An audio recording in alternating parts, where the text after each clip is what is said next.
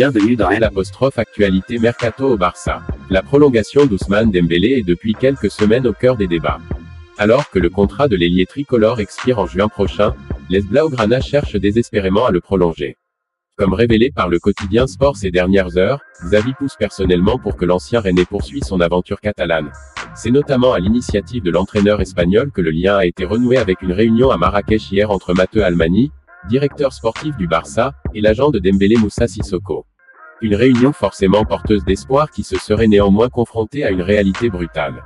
Selon le journaliste de l'émission El Chiringuito José Alvarez, le Barça serait sorti de cette réunion avec un certain pessimisme.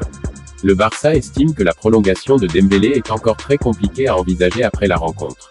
Il continue d'être méfiant, a assuré le journaliste. Ciblé par le FC Barcelone qui semble en avoir fait sa grande priorité du prochain mercato estival, Robert Lewandowski semble déjà très attiré par ce nouveau projet.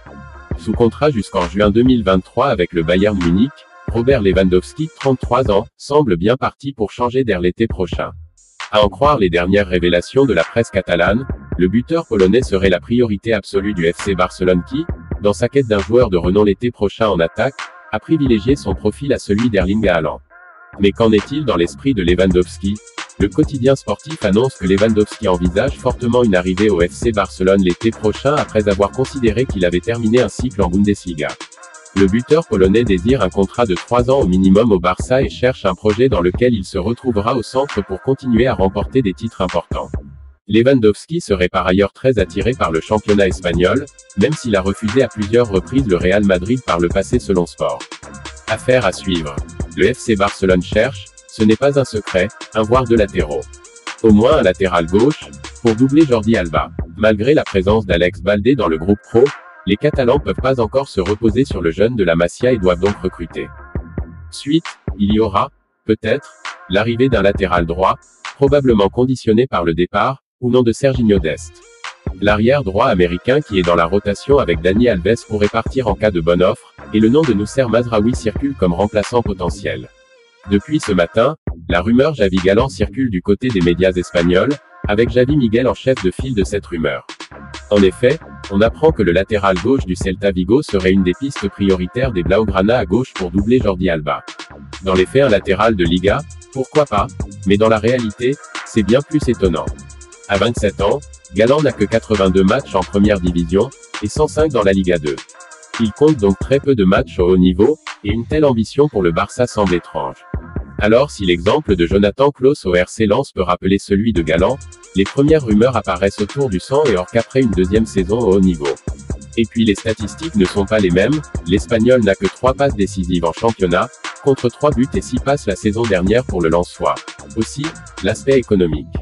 On sait que le Barça et Xavi flairent les bons coups, et déjà que sportivement l'intérêt et la pertinence d'un tel transfert semblent moyens, économiquement cela l'est encore moins. Sous contrat jusqu'en 2026, estimé à 9 millions d'euros, et arrivé l'été dernier, autant dire qu'il faudra débourser 15 à 20 millions pour s'offrir un tel joueur.